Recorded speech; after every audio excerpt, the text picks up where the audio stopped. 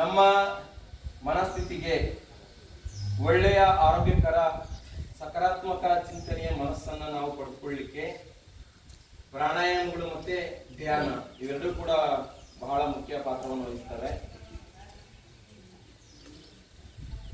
ಸುದೀರ್ಘವಾಗಿ 2 ವೇಳೆಯಿಂದ ಉಸಿರನ್ನು ಒಳಗೆ ತೆಗೆದುಕೊಳ್ಳಿ. ಪ್ರಾಣಾಯಾಮಗಳನ್ನ ಮಾಡೋದಕ್ಕಿಂತ ಮುಂಚಿತವಾಗಿ ಕೆಲವೊಂದು ಬ್ರೀತಿಂಗ್ ಎಕ್ಸರ್ಸೈಸ್ ಗಳನ್ನ ಹೇಳಿದ ನಂತರ ಪ್ರಾಣಾಯಾಮ ಮಾಡೋಣ. ಅದಾದ್ಮೇಲೆ ಧ್ಯಾನವನ್ನು ಅಭ್ಯಾಸ ಮಾಡಿ ಅಂತಿಮ ಪ್ರಾರ್ಥನೆಯೊಂದಿಗೆ ಮುಕ್ತಾಯಗೊಳಿಸೋಣ.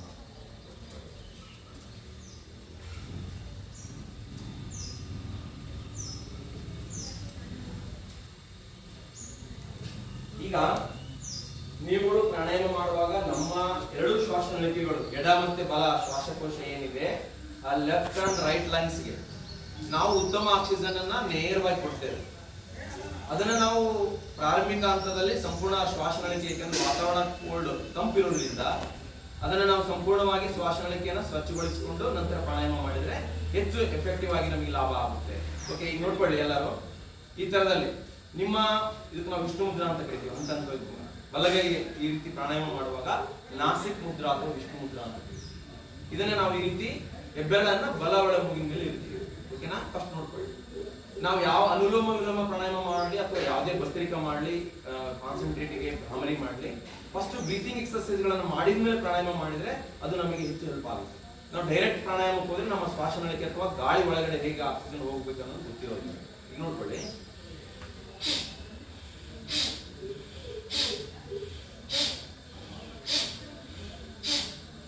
ಒಂದೊಂದೇ ಶ್ವಾಸನಳಿಕೆಯಿಂದ ನಾವುಗಳು ಗಾಳಿಯನ್ನ ಸಂಪೂರ್ಣವಾಗಿ, ಈಗ ನೆಗಡಿ ಆದಂತವ್ರಿಗೆ, ಮೂಗಟ್ಟದಂತವ್ರಿಗೆ ಇಲ್ಲ ಅದೆಲ್ಲ ಓಪನ್ ಆಗುತ್ತೆ. ಇದಾಗಿದ್ಮೇಲೆ ಈಗ ನಂತರದಲ್ಲಿ ಬಲವಳೆಯಿಂದ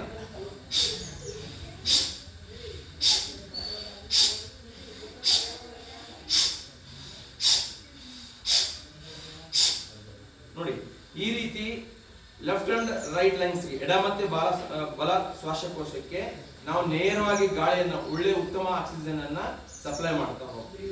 ಅವಾಗ ಏನಾಗುತ್ತೆ, ಈ ಬ್ಲಾಕೇಜ್ ಓಪನ್ ಆಗುತ್ತೆ, ನಮ್ಮ ಶ್ವಾಸನಳಿಕೆಯ ಬ್ಲಾಕೇಜ್ ಓಪನ್ ಆಗುತ್ತೆ. ನಿಮಗೆ ಕೆಮ್ಮು ನೆಗಡಿ ಜ್ವರ ಇದ್ದಲ್ಲಿ ಕೂಡ ನೀವು ಈ ಕುಳಿತು ಮಾಡುವಂತ ಪ್ರಾಣಾಯಾಮಗಳನ್ನು ಮಾಡಬೇಕು. ದೇಹವನ್ನು ದಂಡಿಸಬಾರದು. ಆರಾಮಿಲ್ದಾಗ ಎಷ್ಟು ಈ ಪ್ರಾಣಾಯಾಮಗಳನ್ನು ಮಾಡ್ತೀರಿ ತತ್ಕ್ಷಣನೇ ನಾವು ಗುಳಿಗೆ ನುಂಗಿದ್ರೆ 1 ತಾಸು ಟೈಮ್ ತಗೊಳುತ್ತೆ. ಆ ಗುಳಿಗೆ ಪವರ್ ಇರೋವರೆಗೆ ಆಗುತ್ತೆ. ಆಮೇಲೆ ಏನಾಗುತ್ತೆ, ಆ ನೆಗಡಿ ಇದ್ದಾಗ ನೀವು ಸೆಟ್ರೇಜನ್ ಆಗಲಿ ಲಿಯೋಸಿಟ್ರಜಿನ್ ಯಾವುದೇ ಹೈ ಡೋಸ್ ಕೂಡ ತಗೊಳ್ಬಾರ್ದು. ನೀವು ಈ ರೀತಿ ನಾಸಿಕ್ ಅಂದ್ರೆ ನಮ್ಮ ಮೂಗನ್ನ ಸ್ವಚ್ಛಗೊಳಿಸುವಂತ ಪ್ರಾಣಾಯಾಮಗಳನ್ನ ಮತ್ತೆ ನೀವು ಶುಂಠಿ ಕಷಾಯ ನ್ಯಾಚುರಲ್ ಆಗಿ ಏನ್ ಬರುತ್ತೆ ಅದನ್ನು ತೆಗೆದುಕೊಂಡ್ರೆ ಜ್ವರ ಬರೋದಿಲ್ಲ. ಈ ಶೀತದ ಸಂದರ್ಭದಲ್ಲಿ ಅಥವಾ ಈ ಕೋಲ್ಡ್ ವಾತಾವರಣದಲ್ಲಿ ನಾವು ಹಸಿ ಶುಂಠಿ ಮತ್ತೆ ಮೆಣಸು ಇವುಗಳನ್ನು ಮಿಶ್ರಿತ ಪೌಡರ್ನ ನಾವು ಬಳಸಿಕೊಂಡು ಕಷಾಯ ಮಾಡ್ಕೊಂಡ್ಬಿಟ್ರೆ ನಮ್ಮ ಸಣ್ಣ ಪುಟ್ಟ ವೈರಲ್ ಇನ್ಫೆಕ್ಷನ್ ಆಗ್ತಕ್ಕಂಥ ಎಲ್ಲವೂ ನಿವಾರಣೆ ಆಗ್ತದೆ. ಅದಕ್ಕೆ ಪೂರಕವಾಗಿ ನಾವು ಈ ಭಸ್ತ್ರಿಕಾ ಮತ್ತೆ ಅನುಲೋಮ ವಿಲೋಮ ಭ್ರಾಮರಿಗಳನ್ನು ಮಾಡ್ತಾ ಹೋದಂಗೆಲ್ಲ ಏನಾಗುತ್ತೆ, ನಮ್ಮ ಶ್ವಾಸನಳಿಕೆ ಓಪನ್ ಆಗುತ್ತೆ. ಇದು ಬಹಳ ಈಸಿಯಾಗಿ ನ್ಯಾಚುರಲ್ ಆಗಿ ಆಗ್ತಕ್ಕಂಥದ್ದು. ಕಫ ಆಗೋದಿಲ್ಲ, ನಿಮಗೆ ತತ್ಕ್ಷಣ ಇಮಿಡಿಯೇಟ್ ರಿಯಾಕ್ಷನ್ ಆಗುತ್ತೆ. ಒಳ್ಳೆಯ ಆರೋಗ್ಯವನ್ನು ನ್ಯಾಚುರಲ್ ಆಗಿ ನಾವು ಪಡ್ಕೊಳ್ಳಿಕ್ಕೆ ಸಹಾಯಕಾರಿ ಆಗ್ತದೆ. ಇದು ನಮ್ಮ ಶ್ವಾಸನಳಿಕೆಯನ್ನು ಸ್ವಚ್ಛಗೊಳಿಸುವಂತ ಕ್ರಿಯೆ, ಬ್ರೀತಿಂಗ್ ಎಕ್ಸರ್ಸೈಸ್. ಓಕೆ, ಈಗ ನಿಮ್ಮ ಕೈಗಳು ಬಲಗೈ ಈ ತರ ತನ್ನಿ. ನಿಮ್ಮ ಕಿರುಬೆರಳು ಮತ್ತೆ ಈ ಉಂಗುರು ಬೆರಳು ಓಪನ್ ಇರುತ್ತೆ, ತೋರು ಬೆರಳು ಮತ್ತು ಮಧ್ಯಗಳು ಹೋಲ್ಡ್ ಆಗಿರುತ್ತೆ. ಓಕೆನಾ? ನಾಸಿಕ್ ಮುದ್ರ ಈ ತರದಲ್ಲಿ. ಈಗ ಜೋರಾಗಿ ಉಸಿರನ್ನ ಒಳಗೆ ತೆಗೆದುಕೊಳ್ಬೇಕು, ಫೋರ್ಸ್ಫುಲ್ ಬಿಡಬೇಕು, ಬಿಟ್ಟ ಕೈಯನ್ನ ಹಿಂಗೆ ಮಾಡಿ. ಇದು ಅಭ್ಯಾಸ. ಶಿಬಿರದಲ್ಲಿ ಪ್ರತಿಯೊಂದು ತರಬೇತಿ ಇರುತ್ತೆ, ನಾಚಬಾರದು. ಎಷ್ಟಾಗುತ್ತೆ ಅಷ್ಟೇ ಅಭ್ಯಾಸ ಮಾಡ್ತಾರೆ. ಓಕೆನಾ? ಎಡಗೈನ ಮೇಲೆತ್ತಿ ಜೋರಾಗಿ ಉಸಿರನ್ನ.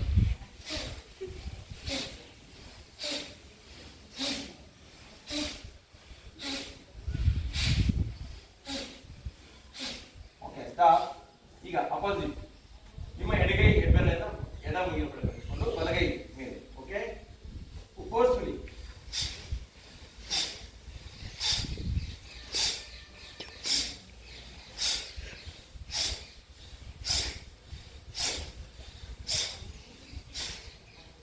ಓಕೆ, ರಿಲ್ಯಾಕ್ಸ್, ಬಿಡಿ. ಇದು ಒಂದೊಂದೇ ಒಳಗಿಂದ ನಾವು ಬ್ರೀತಿಂಗ್ ಎಕ್ಸರ್ಸೈಸ್ ಅನ್ನು ಮಾಡಿ. ಈಗ ಪ್ರಾಣಾಯಾಮದಲ್ಲಿ ಭಸ್ತ್ರಿಕಾ ಪ್ರಾಣಾಯಾಮ ಅಂತ ಫಸ್ಟ್, ಅದಕ್ಕೆ ಹೇಗೆ ಮಾಡುವುದು? ಈಗ ಏನ್ ಮಾಡಿದ್ರೆ ಒಂದೊಂದಾಗಿ ಅದನ್ನೇ 2 ವೇಳೆಯಿಂದ ಅಭ್ಯಾಸ ಮಾಡೋದು. ಓಕೆನಾ? ಸ್ವಲ್ಪ ಈಗ 2 ಬಾರಿ ಉಸಿರಾಟ ತಿಳ್ಕೊಳ್ಳಿ. ಯೋಗಾಭ್ಯಾಸದಲ್ಲಿ ನಿರಂತರತೆ ಇರಬಾರ್ದು. ತಕ್ಷಣ ಮಾಡಿದ ತಕ್ಷಣ ಹೋಗಬಾರ್ದು. ದೇಹ ಸಂಪೂರ್ಣವಾಗಿ ಇಲ್ಲಿ ಉಸಿರಾಟದ ಕ್ರಿಯೆ ಬಹಳ ಮುಖ್ಯ. ಇನ್ಹಲೇಷನ್ ಅಂದ್ರೆ ಉಸಿರನ್ನ ತೆಗೆದುಕೊಳ್ಳುವಂಥದ್ದು, ಎಕ್ಸಲೇಷನ್ ಉಸಿರನ್ನು ಹೊರಗಾಗುವಂಥದ್ದು. ಓಕೆ, ಇದಕ್ಕೆ ಕನ್ನಡದಲ್ಲಿ ಪೂರಕ, ರೇಚಕ, ಅಂತರ್ಕುಂಭಕ, ಬಾಹ್ಯಕುಂಭಕ ಅಂತ ಕರಿತೀವಿ. ಇವುಗಳು ಸಂಪೂರ್ಣವಾಗಿ ನಮ್ಮ ದೇಹದ ಒಂದು ಸ್ಥಿತಿತ್ವವನ್ನು ಕಾಪಾಡ್ಕೊಂಡು ಬರ್ತಕ್ಕಂಥದ್ದು. ಪೂರಕ ಸಂಪೂರ್ಣವಾಗಿ ಉಸಿರನ್ನು ಒಳಗೆ ಇನ್ಹಲೇಷನ್ ಮಾಡ್ತೀವಿ, 2 ಲಂಗ್ಸ್ ತುಂಬುತ್ತೆ. ರೇಚಕ ಉಸಿರನ್ನು ಸಂಪೂರ್ಣ ಒಳಗೆ ಹಾಕ್ತೀವಿ, ಗಾಳಿ ಇರೋದಿಲ್ಲ ನಮ್ಮ ಎಂಟಿ ಸ್ಟಮಕ್ ನಲ್ಲಿ. ನಮ್ಮಲ್ಲಿ ಏನಂತ ಹೇಳಿದ್ರೆ ಈ ಲಂಗ್ಸ್ ಗಳಲ್ಲಿ, ಶ್ವಾಸಕೋಶಗಳಲ್ಲಿ ಎಷ್ಟು ಒಂದು 2.5-3 ಲೀಟರ್ ಅಷ್ಟು ಸ್ಟೋರೇಜ್ ಕೆಪಾಸಿಟಿ ಇದ್ರೆ ಅದು ಡೇ ಬೈ ಡೇ ಅಭ್ಯಾಸ ಮಾಡೋದ್ರಿಂದ ಇಂಪ್ಲಿಮೆಂಟ್ ಆಗ್ತಾ ಬರ್ತದೆ. ಅವಾಗ ನಮಗೆ ಡಸ್ಟ್ ಅಲರ್ಜಿ ಆಗೋದಿಲ್ಲ, ಯಾವುದೇ ಸಣ್ಣ ಪುಟ್ಟ ಒಂದು ನೆಗಡಿ ಕೆಮ್ಮುಗಳು ಬರೋದಿಲ್ಲ. ಓಕೆ, ನೀವು ನಿರಂತರ ಈ ಕ್ಯಾಂಪ್ನಲ್ಲಿ ಮಾಡ್ತಾ ಹೋದಂತರ ನಿಮ್ಮಲ್ಲಿ ಅದ್ಭುತವಾದ ಬದಲಾವಣೆಯನ್ನು ನೀವು ಕಾಣ್ತೀವಿ. ಇದಕ್ಕೆ ನಿರಂತರ ಅಭ್ಯಾಸ ಆಗುತ್ತೆ. ಓಕೆನಾ, ಈಗ ಅಭ್ಯಾಸವನ್ನ ಮಾಡೋಣ. 2 ಮೂಗಿನ ಒಳಗಿಂದ forceful inhalation, forceful exhalation, bhastrika pranayama. Okay ಮಾಡಿ, ಎಲ್ಲರೂ ಮಾಡಿ.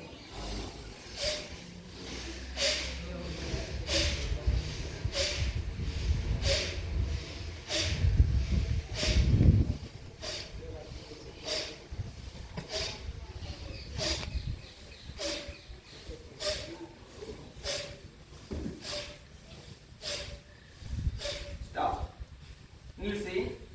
2 ಒಳಗಿಂದ ದೀರ್ಘ ಉಸಿರು ತೆಗೆದುಕೊಂಡು ಉಸಿರು ಬಿಡಿ. ಪೂರಕ, ರೇಚಕ.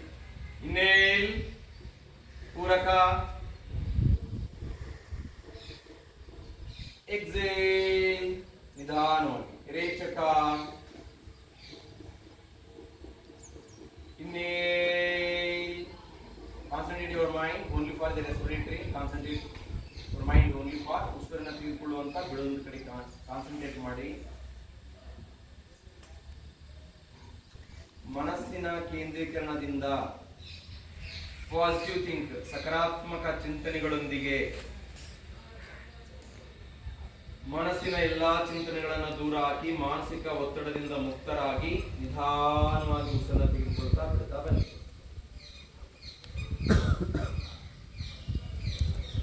ಈಗ ಅನುಲೋಮ ವಿಲೋಮ ಪ್ರಾಣಾಯಾಮ ನೋಡ್ಕೊಳ್ಳಿ. ಎಲ್ಲ ಈಗೇನಾಯ್ತು, ಶ್ವಾಸನಕ್ಕೆ ಸ್ವಚ್ಛ ಆಯ್ತು, ಭಸ್ತ್ರಿಕಾ ಪ್ರಾಣಾಯಾಮ ಮಾಡಿದ್ವಿ. ನಮ್ಮ ಲಂಗ್ಸ್ ಬಹಳ ಈಗ ಒಳ್ಳೆ ಆಕ್ಟಿವ್ ಆಗಿದೆ. ಪ್ರತಿಯೊಂದು ಪ್ರಾಣ ಪ್ಲಸ್ ಆಯಾಮ, ಪ್ರಾಣಾಯಾಮ, ಉಸಿರಾಟದ ಕ್ರಿಯೆ ಸಿಸ್ಟಮೆಟಿಕ್ ಮ್ಯಾನರ್. ಈಗ ಅನುಲೋಮ ವಿಲೋಮದಲ್ಲಿ ಮತ್ತೆ ಹಾಗೇನೆ ನಾಸಿಕದಲ್ಲಿ ನಿಧಾನವಾಗಿ ಉಸಿರನ್ನು ಒಳಗಡೆ ಎಡವಳೆಯಿಂದ ತೆಗೆದುಕೊಳ್ಬೇಕು, ಅದನ್ನು ಮುಚ್ಚಬೇಕು, ಬಲವಳೆಯಿಂದ ಉಸಿರನ್ನು ಹೊರಗೆ ಹಾಕಬೇಕು. ವಿಲೋಮ ಎಡದಿಂದ ಬಲ. ಓಕೆನಾ, ಇದಕ್ಕೆ ತಲೆನೋವು ಹೋಗುತ್ತೆ, ಮಾನಸಿಕ ಒತ್ತಡ ದೂರ ಆಗುತ್ತೆ, ಮೈಂಡ್ ಕಾನ್ಸಂಟ್ರೇಷನ್ ಆಗುತ್ತೆ, ಕಟ್ಟಿದಂತ ಮೂಗು ತೆರೆಯುತ್ತೆ, ನಿಮ್ಮ ಜ್ಞಾನಾರ್ಜನೆ ಹೆಚ್ಚುತ್ತೆ, ಮೆಮೊರಿ ಪವರ್ ಇಂಪ್ರೂವ್ಮೆಂಟ್ ಆಗುತ್ತೆ, ಹಸಿವು ಹೆಚ್ಚಾಗುತ್ತೆ, ನಿದ್ದೆ ಚೆನ್ನಾಗಿ ಬರುತ್ತೆ. ಇಷ್ಟೆಲ್ಲ ಲಾಭಗಳಿದೆ ಈ ತರ ಪ್ರಾಣಾಯಾಮಗಳನ್ನು ಅಭ್ಯಾಸ ಮಾಡೋದು.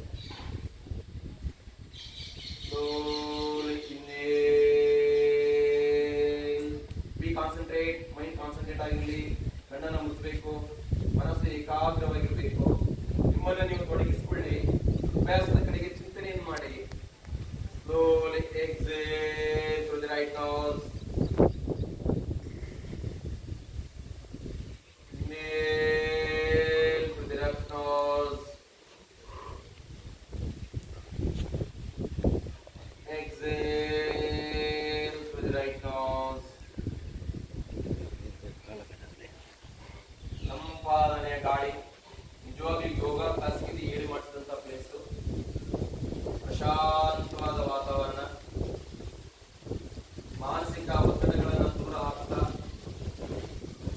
ಈ ಸಿದ್ಧಲಿಂಗೇಶ್ವರ ದೇವರ ಸನ್ನಿಧಿಯಲ್ಲಿ ಪರಿಸ್ಥಿತಿ, ಉತ್ತರ ಭಾವ, ಆತ್ಮ ಪರಿಶುದ್ಧತೆ ಎಲ್ಲವೂ ಕೂಡ ದೇವರ ಆಶೀರ್ವಾದದಿಂದ ಒಳ್ಳೆಯ ಆರೋಗ್ಯವನ್ನು ಕೊಡಲಿ. ಓಕೆ, ರಿಲ್ಯಾಕ್ಸ್, ಕೈ ಬಿಡಿ.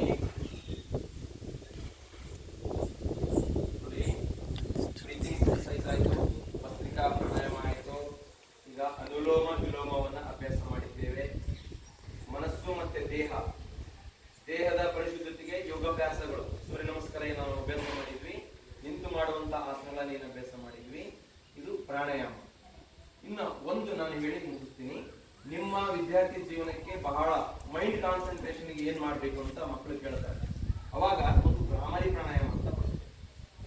ಭ್ರಾಮರಿನಲ್ಲಿ ಏನ್ ಮಾಡ್ತಾ ಹೋಗ್ತೀವಿ, ಹರಿದಾಡುವಂತ ಮನಸ್ಸನ್ನ ಒಂದು ಕಡೆಗೆ ಕಾನ್ಸಂಟ್ರೇಟ್ ಮಾಡ್ತಾ ಅವರ ಮನಸ್ಸನ್ನ ಒಂದು ಕಡೆಗೆ ಸ್ಟೆಗ್ನೆಂಟ್ ಆಗಿ ಹಿಡಿದಿಟ್ಕೊಳ್ಳಿ ಹೆಲ್ಪ್ ಆಗ್ತದೆ ಭ್ರಾಮರಿ ಪ್ರಾಣಾಯಾಮ. ಇದನ್ನ ಬೆಳಗಿನ ಜಾವ ನೀವು ಬ್ರಾಹ್ಮಿ ಮುಹೂರ್ತದಲ್ಲಿ ಆಗ್ಬೋದು ಅಥವಾ ನಿಮ್ಮ ನಿತ್ಯ ಕರ್ಮಾದಿಗಳನ್ನ ಮುಗಿಸಿದ ಮೇಲೆ ಯೋಗಾಭ್ಯಾಸವನ್ನ ಇದ್ದ ತಕ್ಷಣ ಎಂಟಿ ಸ್ಟಮಕ್ನಲ್ಲಿ ಮಲಮೂತ್ರ ವಿಸರ್ಜನೆ ಮಾಡಿ ಕಡ್ಡಾಯವಾಗಿ ಈ ರೀತಿ ಹಾಸ್ಕೊಂಡು ಕೂತ್ಕೊಂಡು ಯೋಗಾಭ್ಯಾಸವನ್ನ ನೀವು ಮಾಡಬೇಕು. ಎಕ್ಸರ್ಸೈಸ್ ಮಾಡಿ, ಸೂರ್ಯ ನಮಸ್ಕಾರ ಮಾಡಿ, ಯೋಗಾಭ್ಯಾಸ ಮಾಡಿದ್ಮೇಲೆ ಈ ಭ್ರಾಮರಿ ಪ್ರಾಣಾಯಾಮವನ್ನು ಮತ್ತೆ ಧ್ಯಾನವನ್ನು ಮಾಡಲೇಬೇಕು.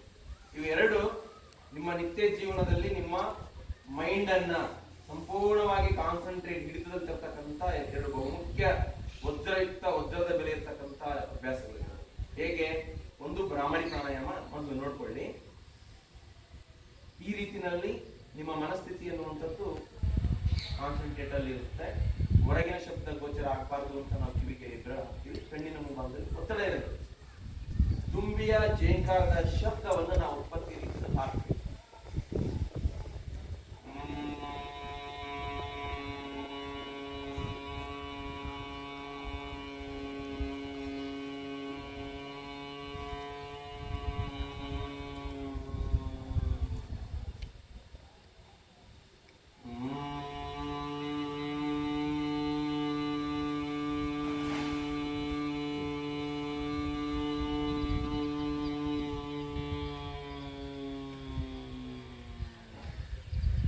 ಈ ರೀತಿ ನಾವೊಂದು 5 ಬಾರಿ ನಿತ್ಯವೂ ನೀವು ಮಾಡ್ತಾ ಹೋಗಿ ತಕ್ಷಣ ಜೋರ್ ಕೈ ಬಿಡುವುದಿಲ್ಲ, ಸ್ಲೋಲಿ ಆಗಿ ಬಿಡಬೇಕು.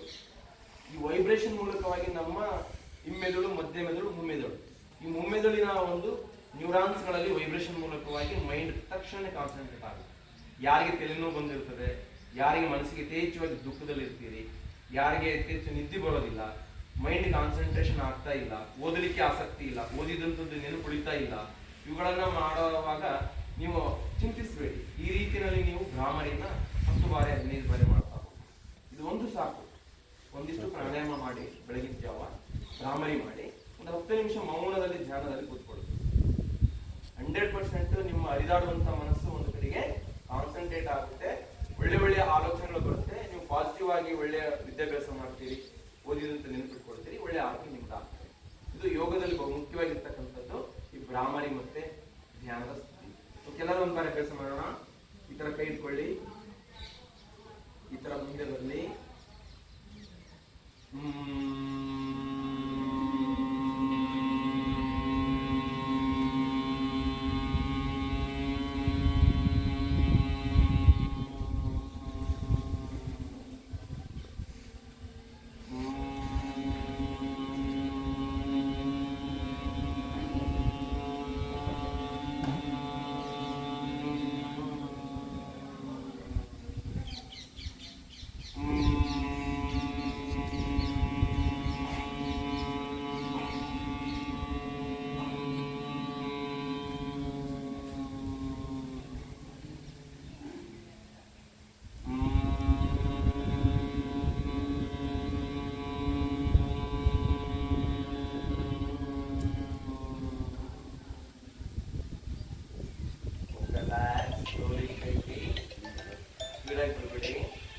ಹಾಗೆ ನೇರ ಕುತ್ಕೊಳ್ಳೋದಕ್ಕೆ 2 ಕೈಗಳ ರೀತಿ ಸಮುದ್ರದಲ್ಲಿರಲಿ.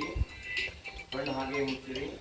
ಈಗ 1 ನಿಮಿಷಗಳ ಕಾಲ ಧ್ಯಾನವನ್ನ ಮಾಡಿ ಮೈಂಡ್ ಅನ್ನು ಮಾಡ್ಕೊಳ್ಳಿ.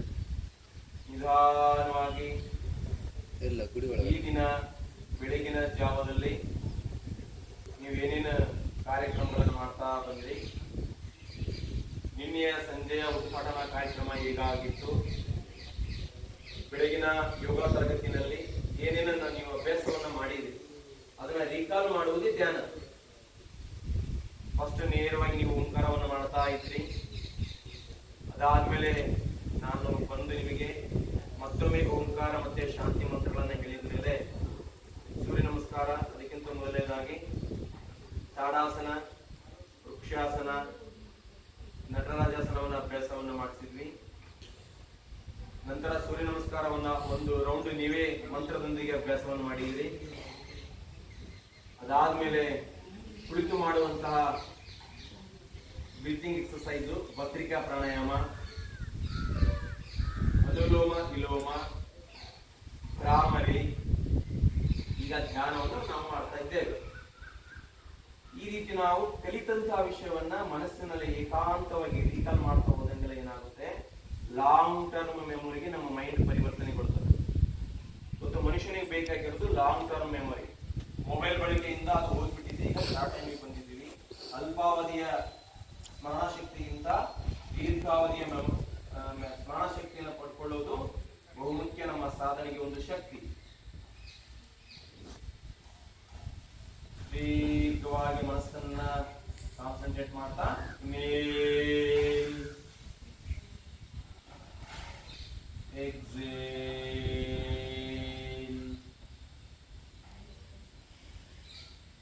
ಈ ರೀತಿ ನೀವು ಮನೆಯಲ್ಲಿ 10 ನಿಮಿಷಗಳ ಕಾಲ ಧ್ಯಾನದಲ್ಲಿ ಕೂತ್ಕೊಳ್ಬೇಕು. ಕಾನ್ಸಂಟ್ರೇಟ್ಮೆಂಟ್ ಡೆವಲಪ್ ಆಗುತ್ತೆ, ಒಳ್ಳೆ ಒಳ್ಳೆ ಆಲೋಚನೆ ಬರುತ್ತೆ, ಓದುವಂತಹ ಶಕ್ತಿ ಆಸಕ್ತಿ ಬೆಳವಣಿಗೆ ಆಗುತ್ತೆ. ಓದಿದಂಥದ್ದು ಸಂಪೂರ್ಣವಾಗಿ ಇಂತಹ ಕ್ರಿಯೆಗಳನ್ನು ಮಾಡಿದ ನಂತರ ಓದಿದ್ರೆ ಆ ಜ್ಞಾನ ಸಂಪತ್ತು ನಿಮ್ಮ ಮೆದುಳಿನಲ್ಲಿ ಹೊಂದ್ಕೊಳ್ಳುತ್ತೆ. ನೀವುಗಳು ನಿರ್ಭೀತರಾಗಿ ಎಕ್ಸಾಮ್ ಬರೀತೀರಿ, ಒಳ್ಳೆ ಪರ್ಸೆಂಟೇಜ್ ಮಾಡ್ತೀರಿ, ಜ್ಞಾನವಂತರಾಗ್ತೀರಿ.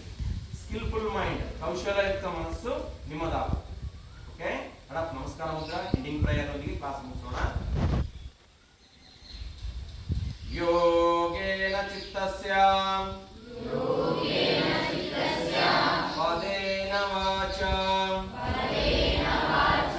ಮಲಂ ಶರೀರಸ್ಯ ಚ ವೈದ್ಯಕೇನ ಯೋಪಾಕರೋತಂ ಪ್ರವರಂ ಮುನೇನ ಪತಂಜಲಿಂ ಪ್ರಾಂಜಲಿರಾನತೋಸ್ಮಿ. ಸರ್ವೇ ಜನಃ ಸುಖಿನೋ ಭವಂತು. ಲೋಕ ಸಮಸ್ತ ಸುಖಿನೋ ಭವಂತು. ಸಮಸ್ತ ಸನ್ಮಂಗಲಾನಿ ಭವಂತು. ಓಂ ಶಾಂತಿ ಶಾಂತಿ ಶಾಂತಿ.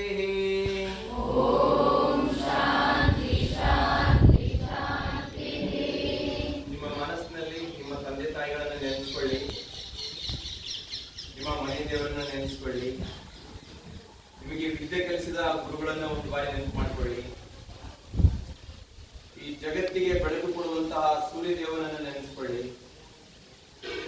ಅವರೆಲ್ಲರ ಪಾದ ಕಮಲಗಳಿಗೆ ಶಿರವನ್ನ ಭಾಗಿಸ್ತಾ ಒಂದು ಬಾರಿ ನಮಸ್ಕರಿಸಿ.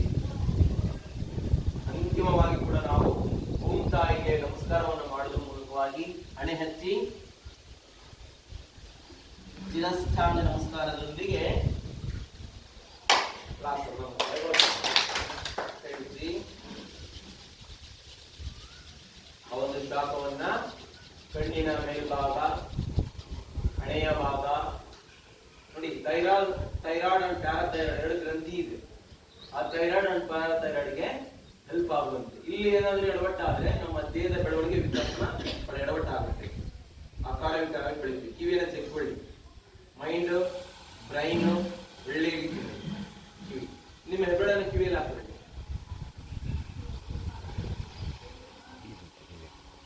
ಓಕೆ, ಈಗ 1 2 3 ಕ್ಲಾಸ್ ಮುಗಿಸೋಣ. ಓಕೆನಾ?